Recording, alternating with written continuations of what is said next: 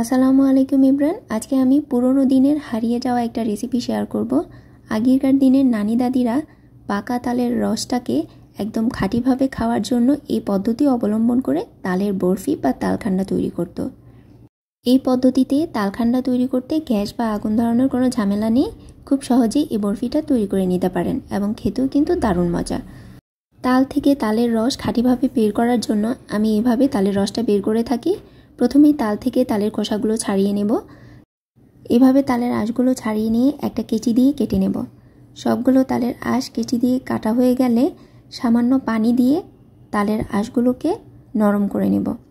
এতে সহজেই তালের রসটা কিন্তু বের হয়ে যাবে। এইভাবে তালের রসটা বের করতে পারলে আপনাদের তালখান্ডা বা বরফিটা খুব ভালোভাবে জমে যাবে এবং খেতেও কিন্তু খুবই মজা লাগবে, কারণ এই সঙ্গে পানির পরিমাণটা খুবই কম। তো তালের আঁশগুলোকে আমি এভাবে বের করে নিয়েছি।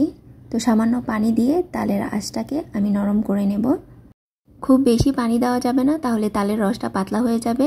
আর তালের রসটা যদি পাতলা হয়ে যায় তাহলে তালখান্ডা বা তালের বরফিটা কিন্তু জমবে না।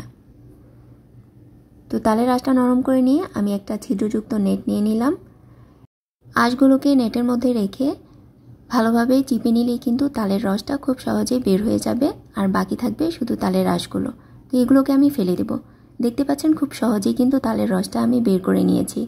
তো এখন তালখান্ডা বানানোর জন্য যতটুকু পিউরি প্রয়োজন ততটুকু নিয়ে নিচ্ছি। তালের রসের মধ্যে প্রথমে আমি দিয়ে দিলাম হাফ টিস্পুন লবণ, 4 টেবিল চামচ চিনি, আর দিয়ে দিচ্ছি 1/4 কাপ শুকনো নারকেলের গুঁড়া। সব কিছু ভালোভাবে একসাথে মিশিয়ে নেব। তবে ফ্রেশ করানো নারকেল দিলে তালখান্ডাটা খেতে খুব বেশি ভালো লাগে। তো সব কিছু একসাথে মিশিয়ে নেওয়ার পর যে সিক্রেট ইনগ্রেডিয়েন্টসটা ইউজ করব সেটা হচ্ছে পান খাওয়ার চুন। এটা হচ্ছে ঝিনুক চুন। 1/4 টিস্পুন চুন আমি 1 টেবিল চামচ পানির সাথে ভালোভাবে গুলে নিলাম। তারপর একটা ছাঁকনির সাহায্যে ছেঁকে তালের রসের মধ্যে দিয়ে দিলাম। তো তালের রসের মধ্যে দিয়ে ভালোভাবে মিশিয়ে নেব। আর যে পাত্রে সেট করব সেটাতে একটু তেল ব্রাশ করে নিলাম। আর এই কাজটা খুব তাড়াতাড়ি করতে হবে, কারণ চুন দেওয়ার পরপরই তালটা কিন্তু জমে যায়। তো আমি তালের উপরে কিছু নারকেলের পিসেস দিয়ে দিলাম। আর এই নারকেলের টুকরোগুলো দিলে দেখতে কিন্তু খুব ভালো লাগে। উপরে নারকেল ছড়িয়ে দিতে দিতে কিন্তু তালখান্ডাটা একদমই পারফেক্টলি জমে গিয়েছে। দেখতে পাচ্ছেন হাতের সাথে কিন্তু একদমই লেগে যায় নাই।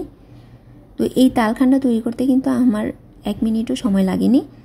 একদম ম্যাজিকের মতো তালখান্ডা কিন্তু জমে গিয়েছে। এখন একটা নাইফ দিয়ে আমি পিসেস করে কেটে নেব।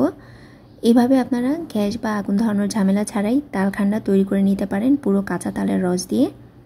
তালখান্ডা তৈরি করতে গেলে একটা জিনিস মাথায় রাখতে হবে, তালের যে পিউরিটা আমি বের করব সেটাতে কিন্তু পানির পরিমাণ খুব বেশি দেওয়া যাবে না।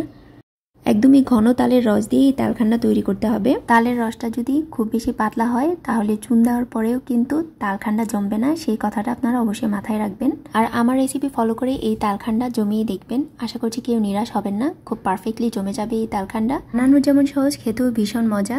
একবার বানিয়ে দেখুন, নিজেই অবাক হয়ে যাবেন। তাহলে আজ এই পর্যন্তই। সবাই ভালো থাকবেন। আল্লাহ হাফেজ।